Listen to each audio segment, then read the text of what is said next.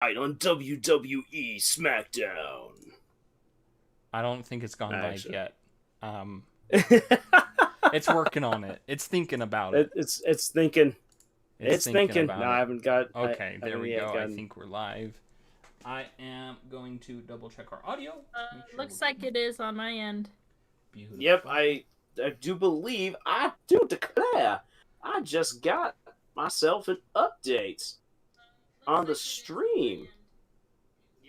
Yeah. Okay, and is my voice working? Hold on. Sorry, echo. we're gonna get an echo here. Uh-oh. Echoey.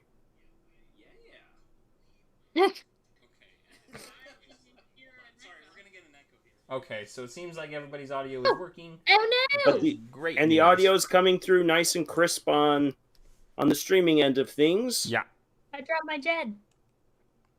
Today Do not we drop your will be, jets. as always, romancing Abigail, and as you can see, we are getting dangerously We're close. so close! We're so Her close. birthday's in like 5 days. Her birthday is on the 13th day of fall, and I have a pufferfish saved for her. Oh, Ooh. even better. Yeah, I feel. I mean, it all depends on how the game goes on your end, but I feel like we're gonna get to the birthday in this live stream. Oh, I hope. So. That's the plan. I mean, I can speed that along too. Our viewers could watch romance go down tonight. Since my boy gets some action. Oh yeah. When the moon hits your eyes like a big pizza pie. That's amore. Hey, look at that more. Woo! Go in there. Standing. Abigail's mom is a babe. She's that milk. too. Fight me otherwise. Man, she cheated on her husband though. She did cheat on her husband with a wizard, and I still don't know how I feel about that. He's a good-looking guy. when the wizard rolls high on his charisma. Yeah. Hey, good evening, Kylie. Good to see you here. Oh, hello. I cannot gift this. So you can't see me, but I am currently playing Metroid. So. Oh. Wait, I wanted to ask you, Nate, what brought you back on over to Metroid? To Metroid, the new game that I'm super excited about. The Metroid Dread looks so good. Ooh. And so I've played quite a few of the Metroid games. It's probably my second favorite franchise that Nintendo makes behind Zelda. And so I'm like, you know what? It's time to like actually play the whole game, like the whole storyline, chronologically. So does this mean that we can also expect some game reviews of Metroid? Oh, absolutely. Oh, that is in the future. I need to. Oh yes, Mama. I'm gonna finish my Bunny Girl Senpai rant once I finish reading the newest book that just came out, and then I will have. I'm gonna do a video on Minish Cap, The Legend of Zelda Minish Cap, and then I'll do one on Metroid. So there's a few in the pipeline, and now that I'm not, working 80 hours a week, I can do that. I'm only working 60 now, so that's fun. Wait. Oh, is this you still like making up stuff, or did you get the job? No, I haven't gotten any like job. What's the word? You haven't got any job offers? Offers, thank you. Sheesh. My brain is something today. Words. Words. No, I've just been helping people around the neighborhood, just like neighbors and such, and family. Okay. He's your local helper boy. I am. Yep. Just because I gotta pay the bills somehow. Yeah. No, I totally understand that. School begins in just over a week. Oh yeah. Yeah, it'll be back to teaching. It'll be back to teaching. Dude, I still have dreams where I'm still in school, like specifically still in college. Sorry. You mean nightmares? And it's Yeah, like I had one the other night and I was like, I woke up and I was like, shoot, I have to do this paper right now. I think it was for like one of my French classes and I was just stressed. I'm like, dude, I've been out of college for like 4 years now and I still get nightmares. I'll never be safe. Yeah, no, well, we'll see. We'll see how this year goes. I've had a look at my rosters. For the most part, I think it's going to turn out pretty well. I am not liking a lot of the stuff that's come down the pipeline for what we have to do for the school year. It's going to be a little You were bit gonna rough. say I'm not liking the students. I haven't met my students yet. I'm not going to pass any judgment on my students until I've met them. Yeah. You're better than most teachers. Same. Yeah.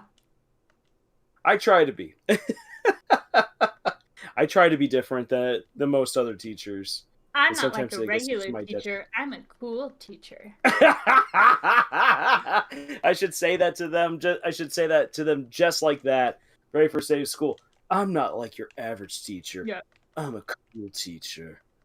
Just leave such a bad taste in my mouth.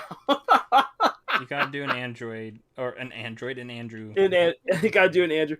Yeah. Well, students. In this class, you're gonna learn history and stuff. It's gonna be cool. Oh, welcome to my classroom. Today we're gonna learn about how to apply body oil onto our chest hairs. The trick is to use a coconut saffron blend. Oh my gosh. Not Mina, no, you're doing it all wrong. Is that a seasoning? Coconut saffron? Yes. We're seasoning our bodies so that we taste delicious. No. Stop it. Let's move on. Has student class say note to self. Mrs. Lurvy is weird. Well, just own it. Yeah, that's a badge of honor, if you ask me. Oh no. Yeah, no. You know, huh? I was gonna say, as a history teacher, you already have an advantage of being a cool teacher because history teachers are always like the favorite. I don't know. There's a lot of people who've absolutely despise their history teachers. But then again, I will say this: that for the people in my cohort of teachers, we're largely seen as pretty cool. So good. Yeah, nice. I always feel like it's like history teachers are always the fun ones. Oh, whoa! It's so See, good. my favorite teacher of all time was actually my senior year English teacher. I absolutely hated English before my senior year, but that teacher was just so cool. And he honestly made all the difference. And that's the reason why I write now, is because of him. So that's awesome. Yeah. I had a really cool. I had the same English teacher for both junior and senior year, Mr. Wetzel. That guy was awesome. I love Wetzel. Mr. Wetzel. The legendary Mr. Wetzel. I always want to call him Pretzel. Pretzel Wetzel. Pretzel. Why? Pretzel? All right. I can get out of here. Let's then say kind of segueing from school, let's get into one of our topics for the evening. We've got two main topics that we want to try to hit on tonight. First one is the research, the crazy wacky research that we've done for our stories. And honestly, kind of like why it matters. Like, yeah, we just kind of want to like have some fun talking about some of the crazy stuff that we've researched. But like, there's some stuff that you can actually like really gain from looking into what research other people have done. And then secondly, we kind of want to follow up a little bit on our last live stream, and like really focus in on character progression, character growth. And that comes actually largely due to a conversation I had, but we'll get to that when we get to it. We'll get there when we get there. We'll get there when we get there.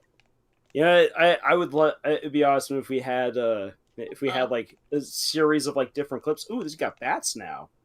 We got bats and zombies. I'm panicking. Oh. Oh shit, they're still alive. Okay, we're Yep. good. Oh, we're not. We're not good. We're not good. Yeah, I can I freeze thought it was enemies good, now. but I wasn't. You're never right. safe. So, ooh, get some good bat wing. Fry that, put into a stew Tasty. later. Yum. All right.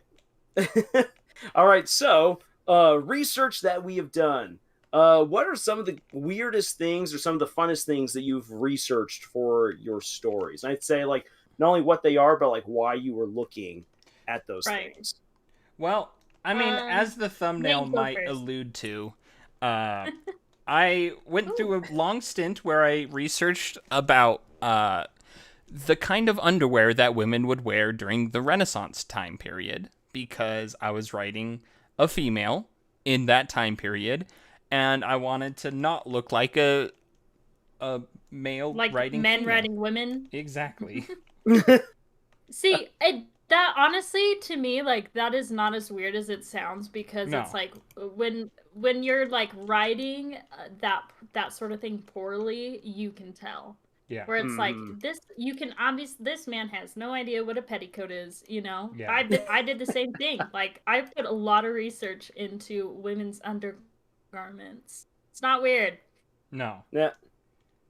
I mean, I'll say this: like, it wasn't necessarily like research that I went out and did. It's just it was paying attention to conversations that women in my life have had, and one of them being like the pros and cons of different bras, which was really helpful for one scene in one of my upcoming books where these characters take on different people's bodies, and a guy ends up in a woman's body for like a day, and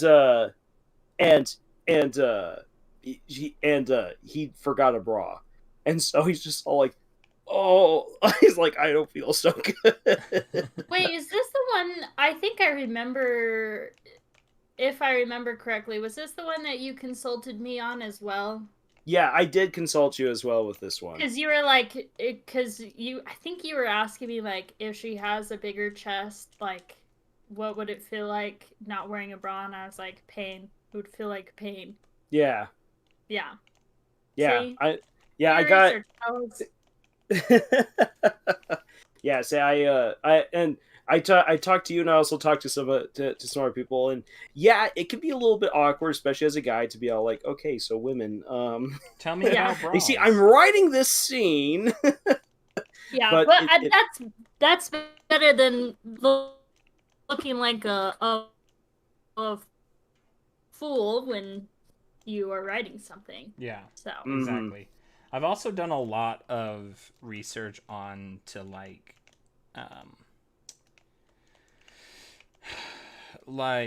what's oh my gosh, my brain. You can do it. They're not called cats. They're big. What are they? Horses. Oh my gosh. I was gonna say pumas. You're close. Mammal. Big mammal. The same like species. Now I'm gonna have to like replace all of my mounts in my story with cats at this point. Giant cats. Giant cats. It's like how we changed everything to Budo. Yeah. I mean, yes. I do have a bunch of giant otters that people can ride, so that's fun. And they're adorable. Why not? So yeah, why not giant cats? Speaking of which, you know how I came up with that idea of like it was like a flying cat / bird. Mm-hmm. This is giving me ideas. I'm gonna write this down. Hold on. Yes. Good idea. Learn from this. Always write down your ideas because you will lose them. Yep. While you're doing that, yes. I have 2 things. I'll do one.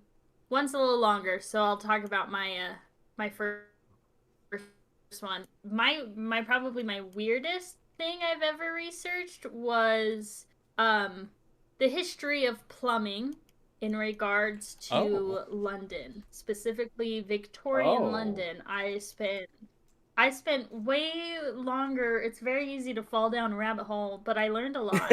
Uh, England is gross, first of all. Yes. Because this is for my Victorian era book. It starts in 1847, and honestly, everything I have researched so far, I'm like, wow, this is like I really chose like the perfect year to do everything. Um, but like I learned during that time that was England was kind of slow to introduce indoor plumbing because it was newer at that time. But they still had the mindset of like, well, who really needs to have good hygiene, basically? And so, did like, they ever and grow out of especially that? like, yeah, Their dental hygiene had hasn't shots improved. fired.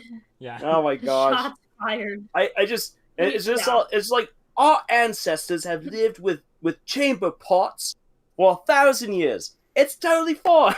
Just throw it in the street. Is it though? Just throw it in the Thames. Yeah, y'all are nasty. No, but that was super interesting, and I don't want to be I in the was lava. like, you know what? Yeah, I was like, Oh, we're I died. just going to live under the assumption that the owner of this house was ahead of his time, and we're gonna have indoor plumbing because gross. Y'all are Yeah. gross. Like the Victorian era is the honestly one of the most chaotic time periods in my opinion. Yes. It's extremely romanticized, and as much as I love writing in that time period, holy shit, people are crazy. People are insane. Oh my gosh. Mummy dust. Need I say more? It's like this puts everything that happens in Egypt into a whole new perspective. It's not they're not going there to plunder the tombs. They need mummy dust. The gold snacks. The gold is just the gold is dust. just like a serendipitous byproduct.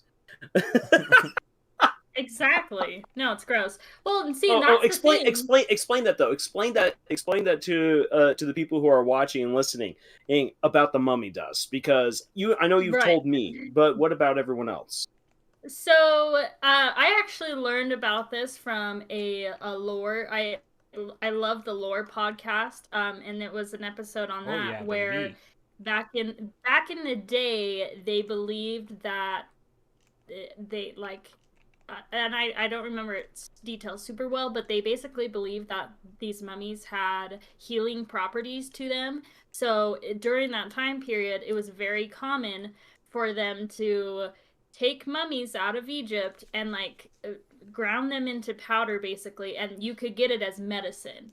And that is what that was like a very common thing at the time. And what I learned was that mummies today, we kind of see them as like, oh wow, they're this rare thing, like, oh, that's cool, a mummy. But in actuality, mummies were pretty damn common, but because of the Victorian era and nasty, gross Victorian era people, mummies are not as common as they used to be because they ate them. So Victorian England. There's your fun fact of the day. Yeah, that oh man, this is just putting the Mummy movie into a whole new light. Isn't it tasty? Yummy. Yummy, yum. I'll have what I'm having. Red I'll have to, I'm gonna have to remember that for like the next steampunk convention I end up going to. It would just be like, hey, who wants mummy snacks? Yeah, just carry around like out of like a ground up rock or something. You want some mummy? Ooh, actually, no. I've got a great idea. You have a real mummy. I've got a great idea, but first I actually want to bring up what Kylie said right here in the chat, because this is awesome. Weirdest thing I've ever had to research were pole dances, the stripper industry, and how long someone can stay alive while bleeding out. My FBI agent really going to be questioning me now. I mean, if you're not concerned about that, are you even a writer? Yeah, fair. Exactly.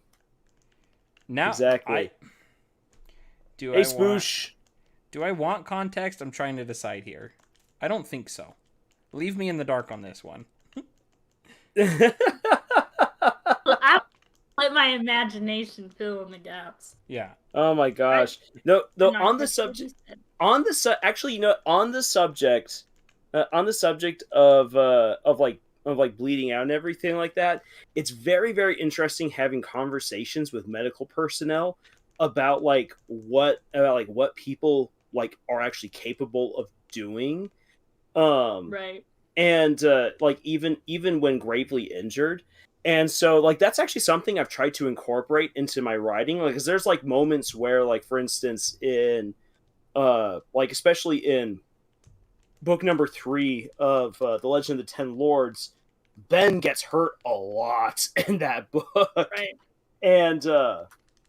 I actually went into it and be like, okay, so what are things that people can like actually like still do and whatnot? And even if your body is just like beaten to a bloody pulp, so long as you're still conscious, you can surprisingly do quite a bit.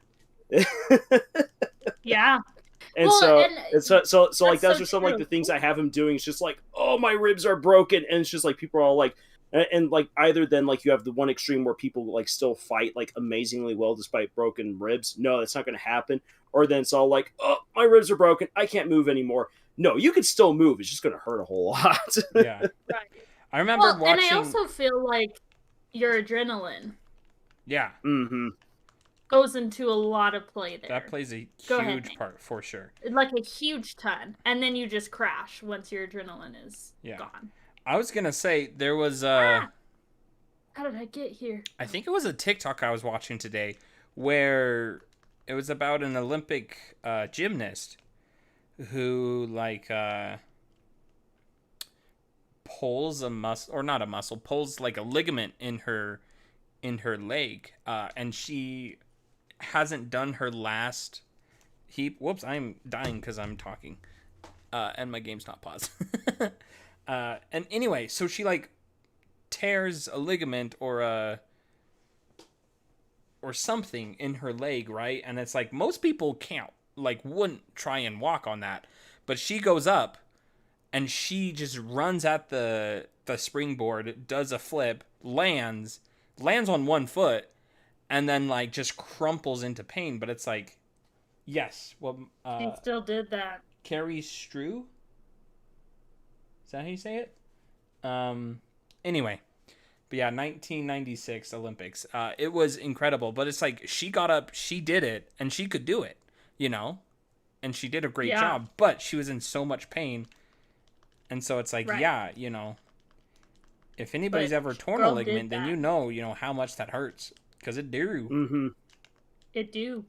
Well, like, and I mean, having quick little story moment from Lars right here. I have ripped the muscles off of one side of my chest, doing freaking push-ups. Oh, that's embarrassing.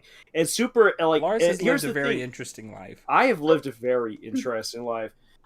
Here's the thing: getting up from the floor was super strange. It was super strange. I had to rely it required core muscles that were really aching, and then to then use like my legs. Like I had to be like, okay, like flex the abs, start getting up your chest, put the knees out from underneath you, and then just rock backwards. I was like, oh, it hurts so much. Death, pain. Yeah. And here, the crazy thing is this: I then put on lederhosen afterwards.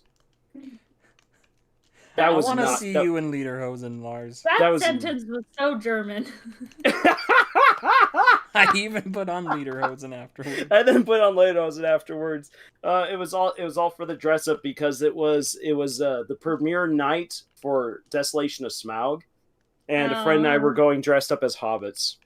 Oh, I love that. That's so cute. Yep. Oh, speaking of which, I was talking my to lederhosen. I was talking to my brother's best friend's wife, and she on the premiere of The Hobbit, she dressed up as Gollum and like had a Gollum mask and everything, and she like legitimately cried when Gollum went on screen because she was so excited about it. And I'm like, gosh dang it, I need to Okay. find a girl like that. She's a Gollum groupie. Yeah. Wait, who was this? Do you know Dakota and Molly? Yes. Yeah. Dane's friend, Dakota? Yeah. So, Yeah.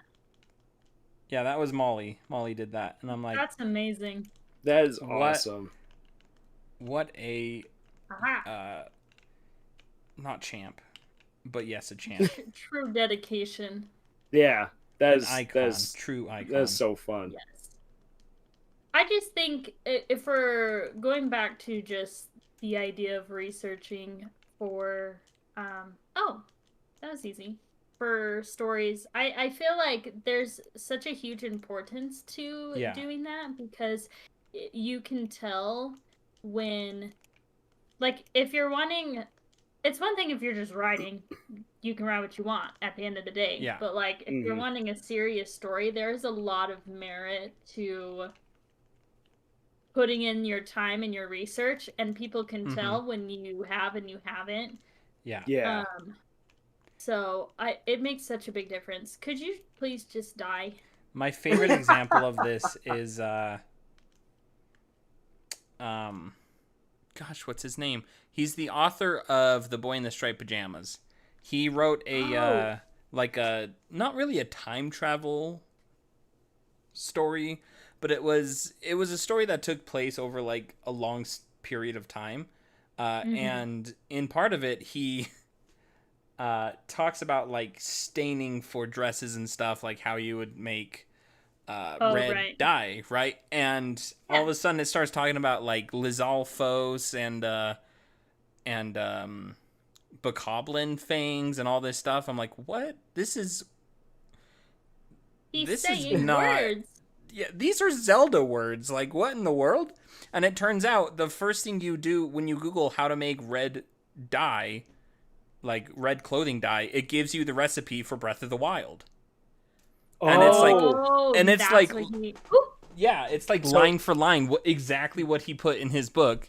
Oh my god! And it's like, that is so embarrassing. I remember you telling us that. Yeah. I remember you telling us that. Oh my gosh! And so it's like, do your research, but do your research properly.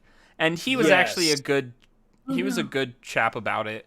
You know, like kind of admitting to his own mistake and is like, no, that's my bad. You know, he had a good laugh about it, and he's like, make sure to credit Breath of the Wild in my book for future releases and stuff. And so it's like, you know, he owned up to his mistake. He, you know, and so, you know, props to him for like actually handling it like an adult and not like a lot of other authors would. Yeah. And be like, oh, well, Yeah. Yeah. Exactly. So. That's hilarious. But it's like, yeah. And that's kind of, you know, the realization that I've come to is just like, do your research on things that you don't understand, but do it properly and like be thorough. I've been doing a ton of research, especially, I mean, in the past I've done a ton of it, but I've been doing even more lately on just like horses and, you know, like actually how to like ride horses and all those kind of things, you know. Right. Just so that when my character is riding a horse, you know, I actually know what it's like and how it, you know. Right. And I learned a lot about just like the fact that horses have no sense of like self-preservation, and so you can literally just ride a horse to death and it'll let you do it, you know. And it's like, I had never really thought of that. And so then, you know, it's like all of this information about horses I never really knew is all starting to come up. And then I'm like, why would I put my characters on a horse if the horse can only walk about the same length of a human in a day, you know? And so then it makes my story feel so much more real and alive, because it's like, oh, we could go rent a horse. No, let's not rent a horse, because we can just walk the same amount. And then that's, you know, a bunch of money in our pockets we can use for provisions, you know? Right. And so it's like, but it also comes at the expenditure of your own energy. That's the thing, is the horse conserves your energy, but you still go about the same distance. Yeah. Right. But then you have to feed the horse, and then yeah. So you still have to carry more food. Hopefully you're in a grassy area. Yeah. On the topic, excuse me, man. had something in my throat. On the topic though of like more like fantasy things, because like Kylie gave us this a little bit ago, and I do want to address it right here. So like some of the most fun things I've researched have been wolf packs, how they function, sword fighting, battle war tactics, and dragon anatomy. To which I then asked, "Oh, what did you find out?" And she said, "For starters, dragons have gas in their stomachs, which not only creates their flames, but it's somewhat like air in a balloon, which helps them to fly at high altitudes." That is a really neat way really of, Yeah, that's really fun. neat. Yeah. And I've seen, and here's the thing, I've seen different people approach it differently. Like one story where it's like, no, the dragons have bodies very similar to that of a bird's, very hollow wings. I mean, very hollow bones, so that way they're able then to get up and fly, and they just have massive wingspans. So, like, I've seen people try to take a more scientific approach and everything for the dragons in Whitefire. One of the things, because like I thought about as well, is like, how scientific do I want to get with this? So like I had been doing research into into like lizard anatomy, like different kinds of patterns. What would it be like? How big would the wingspans have to be to get these creatures up in the air? And I then realized if I wanted to have dragons as big as like I want them to be, their bodies would have to just be like ridiculously like disproportional, or in a really weird proportion than what I had envisioned them to be. And so, like, that bit of research led me then to be like, you know what? Let's just really lean into more of the fantasy elements. Mm-hmm. And it is that, like, the dragons are able to fly and are able to breathe their different breath weapons because that's part of their innate magical ability. They have essentially two different sources. Like, I was just like, okay, yeah, so they've got essentially different sources of magic, where it's like they have a natural magic to them that fuels then their breath weapon and everything like that. And then there's magic that goes beyond that. That's not just natural kind of stuff that allows them to like lift up their ridiculously heavy bodies and fly on the air. And it's just, there's so many different things, and you're just like, hey, research has told me that this is not possible. So if I want to dive deep into the fantasy element, here's the cool stuff I then get to make up. Like, it's one of the neat things with research. Research doesn't just show you what you should know, but it also reveals to you what you can make up. Right. And I think that they're definitely, and we actually had this conversation earlier, me, Camille, and Lars, where I essentially realized that I was over-explaining in my story about horses. And so, I kind of was like, okay, tell me, does this sound like I'm over-explaining? And they're like, yes, it does. And so it was like, you run the risk of, when you do all this research, you run the risk of over-explaining. And that's something that you'll have to, kind of either get an eye for or have, people to double check you and stuff. And so it's like, for me, I have a very large dragon in my stories that should, by all accounts, not be able to fly. But I kind of skirt around this by, in the description of this mythical beast, this Black Wings is the dragon that I'm talking about. It literally just says that how it can fly with such mass has puzzled experts for generations, and so it's like, it's could be magical, it could not be. In my mind, yes, it is because of magic, but I'm gonna leave that up to the readers to kind of pencil out. Oh, look at your little collection. Oh, isn't it great? Ooh. It's great.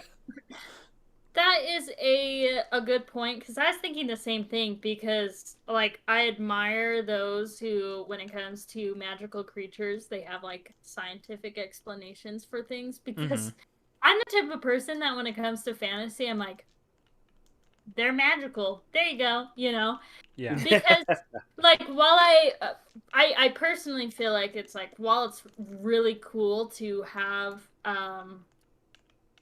like that backing, if you will, to explain things, I also feel like it's like not all like it, depending on the story, like it's not always necessary. Because if you're living in a world where people are already knowledgeable of these creatures? Like, how often do we take the time to talk about in IRL? Like, how often do we talk about like, are birds able to fly? You know, like Exactly. those aren't like casual conversations that we have. They just fly and they're birds, you know? Yeah. Um Well, and it's so like, oh, sorry, go ahead. oh, I was just gonna say, I feel like kind of based off of that whole idea of like having a lot of research behind what you're writing, it's like nine you're it's like a 90-10 Yeah. difference. You know, it's Yeah. like only 10% of your research is going to make it into what you're writing. The research is just to make sure that whatever I know you're what I'm writing, talking about. exactly, that it makes sense. Yeah. Mm-hmm. I agree. Yeah, Yeah. here's the thing, it's going to be tempting, especially like if, for instance, someone who likes Brandon Sanderson's works, it is very tempting to do some of the stuff that he does. Where, like, for instance, in the Stormlight Archive, there are legit chapters where characters sit down and talk actual physics and mechanics. Mm-hmm. Mm-hmm. And like the thing is, this is that's fun because it goes deeper into the world building, but like Sanderson can somewhat get away with it, like in a vacuum. That chapter is actually kind of boring and nonsensical. Right. In the larger perspective, it's cool because then it Yeah. explains, oh, that's how they got a freaking ship up into the air and sailed it halfway around the continent. Okay, With now that makes fabrials. sense. Magical stones. Yeah, with magical stones. Yeah. And it's like, it's magic. No, it's not magic, it's physics. But you're using magic. Shut up, it's physics. Yeah. Yeah. So it's like that. So it's like, okay, like there's things that like that you can get away with within certain stories, Mhm. and that's also because like he's writing like almost a 400,000 word book right there. If you're Mhm. looking at writing something that's a little bit shorter, like 80,000 to 120,000 words, you might not want to stop the entire plot Yeah. for a long explanation for how your world works. Yeah. And I think one of the things that lets Brandon Sanderson get away with something like that is the fact that these characters who are talking about physics and magic and all this stuff, they're scientists. Like, that's what they would be talking about. You know what I mean? That makes more sense. Yeah. Whereas, like, you know, just the average person, say, like, in my case, my character is a cook. She's not going to talk about physics and magic unless she's talking to somebody who would be talking about physics and magic, you know? Right.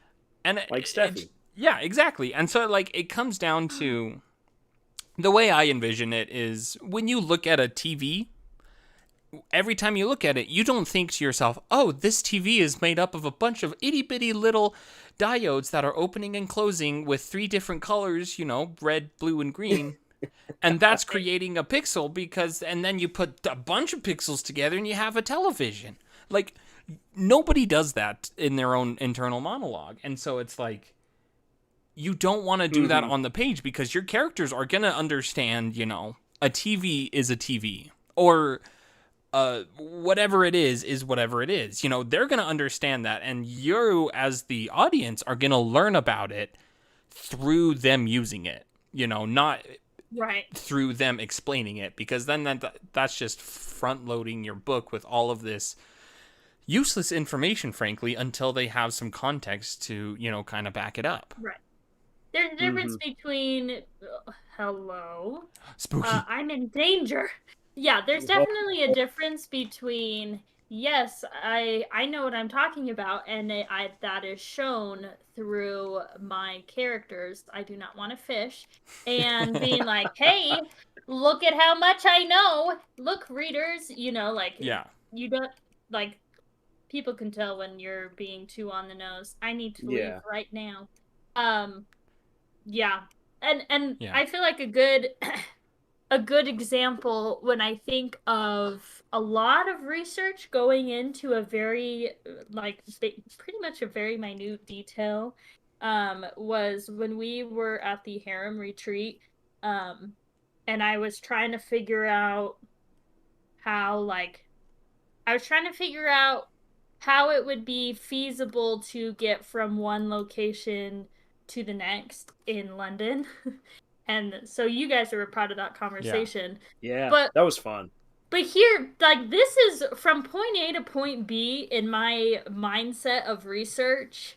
It all stemmed from I have the book I'm currently writing. This is my one of my Victorian era fantasy fiction. I love putting together like historical fiction and fantasy, and so I have a vampire couple that are Chinese, and so they're Chinese immigrants in London. And so I was like, okay, cool. Now I need to figure out when when people started immigrating to London from China. Okay, Googled that. And then I was like, okay, where did they immigrate to? There were certain like neighborhoods and whatnot, parts of London that they went to. And so once I found that out, I was like, oh crap, they actually are pretty far away from where my main characters live, like 8 miles, because London is a massive city. And of course, while I'm researching this, I'm like, oh no, I have regrets. But so then that's what happens when we put the couple in Chelsea. Or did you put them in Chelsea or? Yeah, they're in Chelsea. So for context, the main character, they are very wealthy, and so they live in Chelsea, which is a very affluent neighborhood of London. And they have to go like 8 miles, more like 8.6 miles towards Pennyfields. That's the name of this neighborhood in London where historically a lot of Chinese immigrants went, which was by the docks off the River Thames. And so then my mind was like, well, frick, I have a scene where my main character has to follow a carriage from Chelsea to Pennyfields. I have to figure out how long that would take her, whether she goes like on foot or like on horse. And I was like, if she's going on foot, that is not feasible by any means. How long would it take her on horse? And then that went into like, okay, how fast can a horse go? Like, what is a horse's endurance? What time of day would it be? And so it snowballs so quickly just for the sake of it being realistic. Because if anyone, and this was my reasoning, was like, it's one thing if I was in a fantasy setting where it's like, oh, I have to go from this town to another town. No one reading that book knows how big that town is, so I could easily get away with, oh, they went to this part, and I don't have to justify that. But anyone reading this book who was familiar with London would be like, how in the hell did this woman on foot travel 8 miles in just a few hours? You know what I mean? Yeah. So it's like just for that sake, I was like, damn, there's a lot of research just for that. She would have to be basically like half jogging, and she could then do it in 2 hours. But then it's like you then get to your destination on a half jog 2 hours later, and you're like, I need a break. I need a drink of water. And she's just marathoning it in her Victorian heeled boots, like the badass queen she is. Yeah. So I'm shaking in my custom seal leather boots. So yeah, I think like things like that, you really don't realize until you get down into it. It's like, wow, you put so much thought into the smallest things, but they make all the difference, because it would have been really embarrassing because that's the chapter I'm on right now.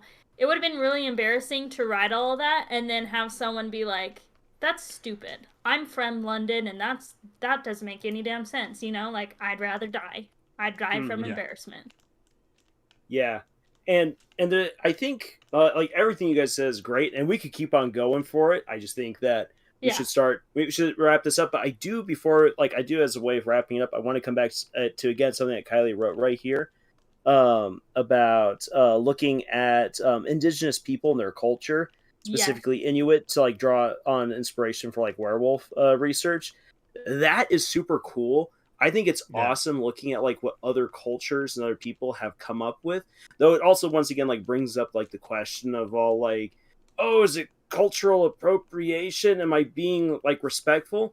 I say this like my personal take on it is that while you're doing your research and like let's say you're borrowing from like other people's stories and whatnot, like you are going to do what you need to do with your own story, and if you're going to use like real people, and it doesn't matter if they're white, black, anything in between. Then if you're going to use real people, be respectful about it. If you're creating your very own people within your story, but like with some inspiration from other people, then once again, like make that a point. To come back against like Brandon Sanderson, I love that he has like that he's acknowledged the use of Polynesian cultures for two of his stories. Where he's like, yeah, he's like, I really find Polynesian culture, Polynesian people like super fascinating, and so like he's incorporated mannerisms, food, and stuff like that into his fantasy stories. These characters aren't Polynesian. He's doing his own thing with them, but like when he's talked about with other people, he has shown respect through how he's presented how he did his research. So like just be respectful. You're either respectful with real people in your story, or when you're telling people about your story, like you show on it, like you show respect to that by saying like, yeah, I was always impressed with these kinds of people, or I drew inspiration from like these people's legends. They're really awesome. Go check them out. Like, yeah. Yeah, there's definitely a huge difference between showing appreciation and appropriation, and I feel like people will tell in your writing when you've put forth. So I really like, Kylie, what you said, like that you're taking the time, because I feel that on a very deep level, because I'm doing something similar where it's like when you're working with a lot of different cultures, because as a writer, you know, sometimes you are writing what you know, but other times, I would say most of the time, you're not writing what you know, you know? And I think when that's the case, like you have to do your due diligence to make sure that you're doing it justice. Exactly, so that you know what you're writing. So then you can write what you know. And being and being respectful regardless of what you're writing.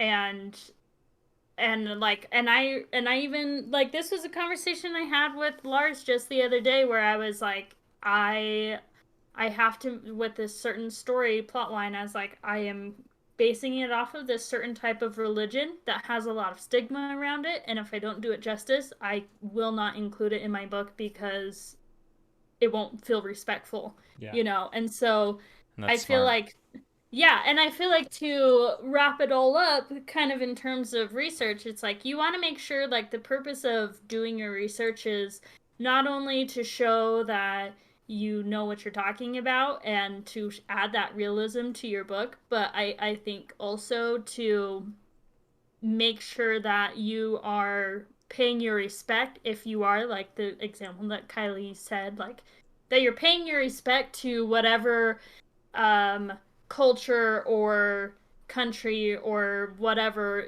you know, that you're doing your due diligence there, that you're not just like accidentally, unintentionally making a mockery of anything. So research is, it's very fun and it's super important. Yeah, and there's so much more we could talk about with research, and I feel like this is something that like we could come back, like that maybe we even should come back to again sometime in the future and just share stories of like the things that we've researched. I'd love that.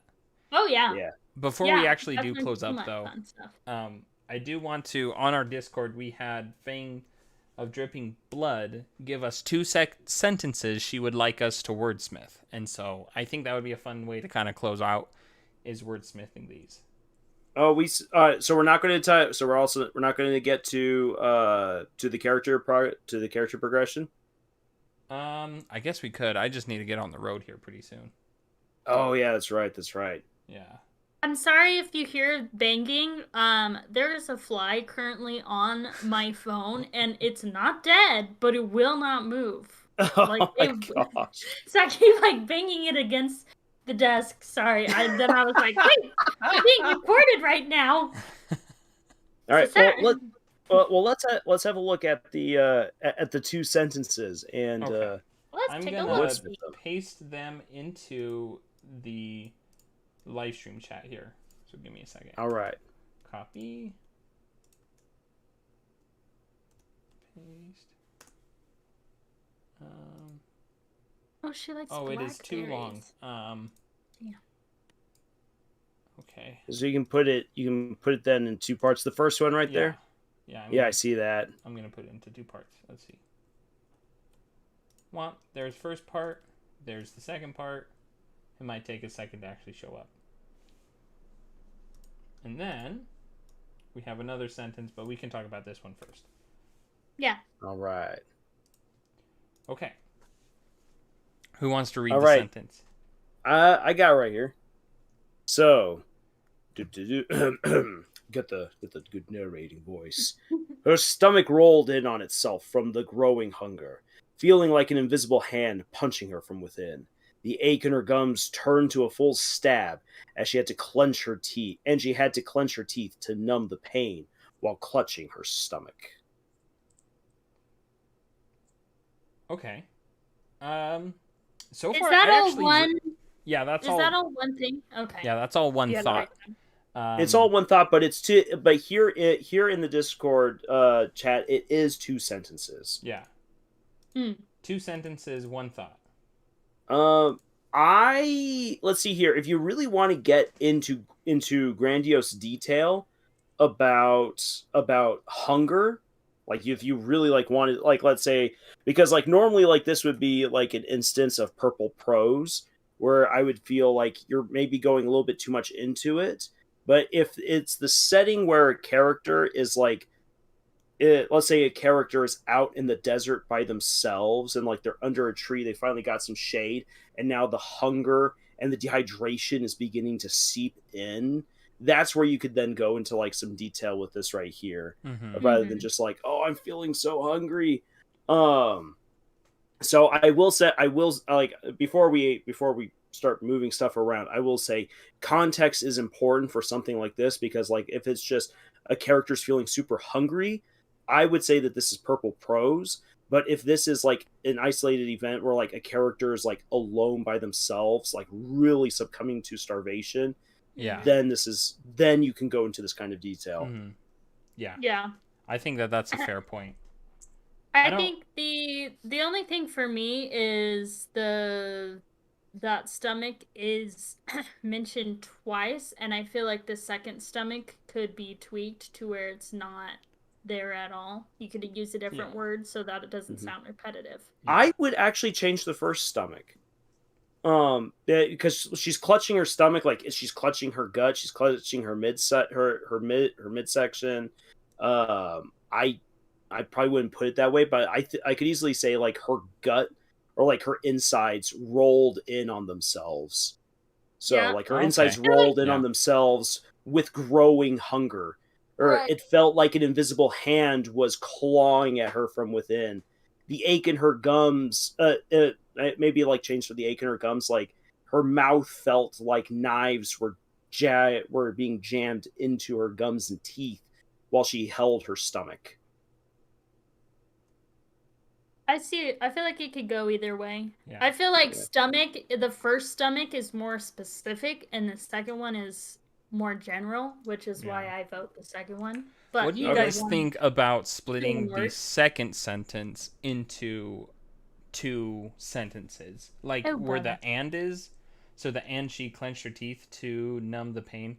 Would you split it right there into a new sentence instead of having it continue on? Because the way I kind of read that as if it's like kind of 2 separate ideas, but they're still, I mean, obviously they're still related, so they belong in the same paragraph, but they're kind of separate enough that you could make that a new sentence.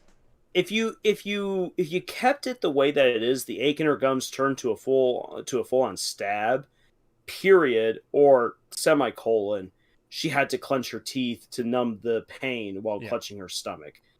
That's how it would be. You would get rid of the and.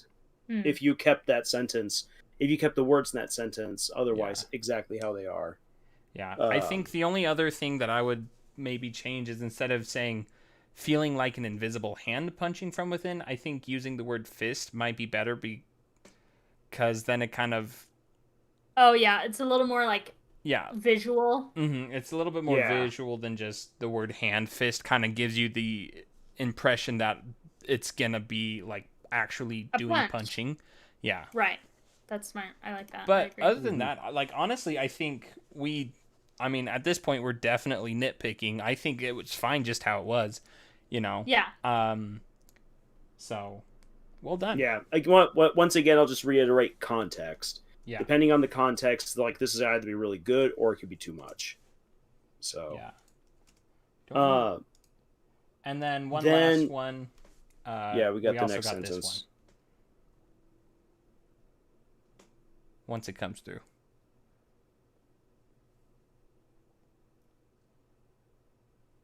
Maybe.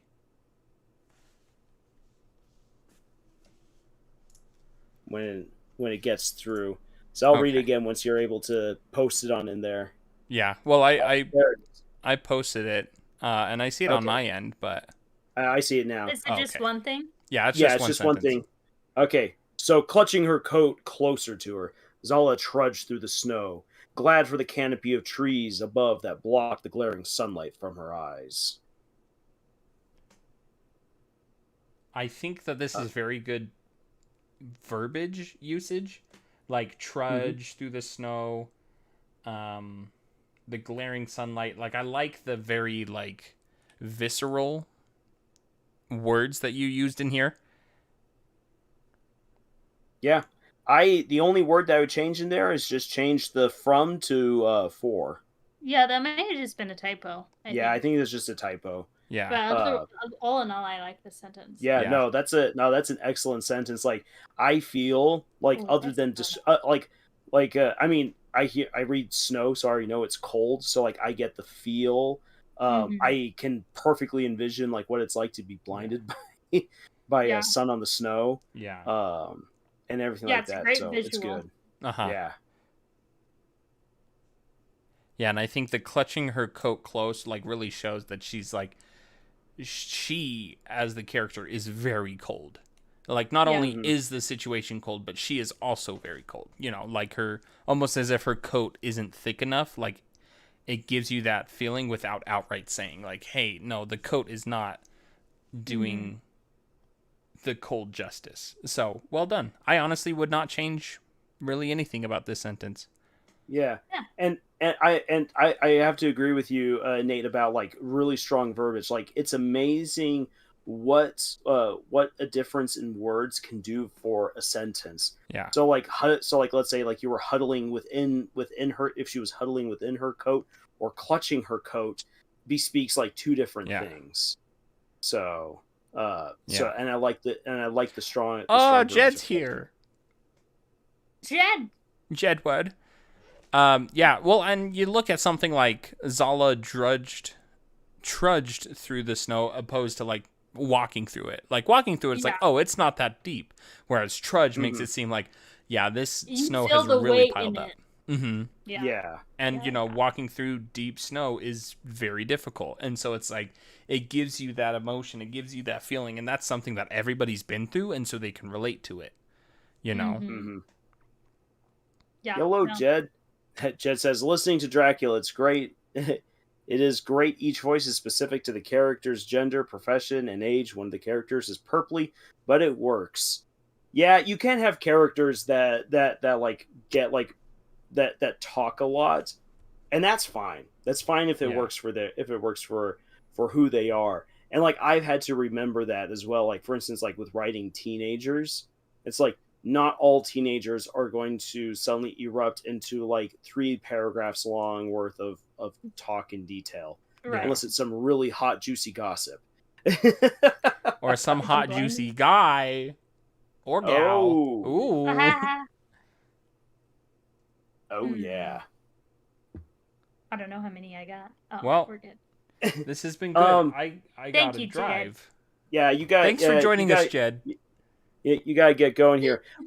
Next time, I really do want us to, though, like we'll put a pin in this for next time. Yeah. Because I really do want to talk about like character growth and character progression, and like where and why it matters. Yeah. Just because like we had the conversation about like flanderizing characters, and then like within a week, I'm in an argument about the Lopin. So it's like, wow, that became really relevant really fast, and everyone was all like, no, it's totally fine if he's a flat character. I'm like, I wanted to launch into a rage, and I kind of did, and then when I calmed down, I was like, wait a second, like it's like, does a character need to grow? And I think that is I think it's a conversation we gotta have. Yeah. So we'll put a pin in that for the next live stream. Yeah. I think that would be a fun conversation to have. I agree. Yes. Okie dokie. Jed gives us great parting wisdom. Your main voice probably shouldn't be purpley. At least not overly purpley. A Yeah, little shade of purple would be okay. Honestly, I kind of enjoy purple prose, and maybe this is just because I've read a lot of contemporary fiction in my days of being at Barnes & Noble, you know, like a lot of, you know, where the Crawdads sing, a lot of Kristen Hanna, which I wouldn't say she's particularly purpley, but like I've read a lot more books with purple prose in it. And I think that that's part of the allure of those style of books. And so I think purple prose, it's a balance. But I don't think there's anything necessarily wrong with purple prose. It's only when it gets in the way of your storytelling. Yeah. Mm-hmm. Yeah. Do you think you do run the risk of sounding pretentious sometimes when it comes to purple prose, but yeah. I think it depends. Like, because it's not inherently bad. Why are you obsessed with my phone? Why are you obsessed with me? That fly I wanna know. Gonna die. Get off my phone! Disco sting. Well, with that note, as always, you can join us on all the places. All the good goods. All the good goods. Come join our Discord. It's a fun time. We have a fun time. What? Yeah. Yes. Yeah. It is a fun time. We have a fun time. Of dripping blood and drop by some of your stories for us all to mull over. And it's not just us, but other people as well in our Discord have always come in and had some great insight into stories. Yeah. So yeah, it's a great community. Small but great. It is so much fun. So go join us there. Anyway, Camille, you want to say your thing? Before I say it, I just gotta say that I only have one day left before Abigail's birthday, so if y'all don't, I might just push through. So sorry if I'm married by the next time we do this. Man, we almost made it. We were so close. If I didn't have to drive 5 hours and it's 9 o'clock, then we probably could have made it. Nate's being a potty pooper. Every potty needs a pooper. That's why I am here. Your potty's really poopy, and I think you're poopy too. Poopy potty. Thank you. But anyway, bye, Mom. Go, come on.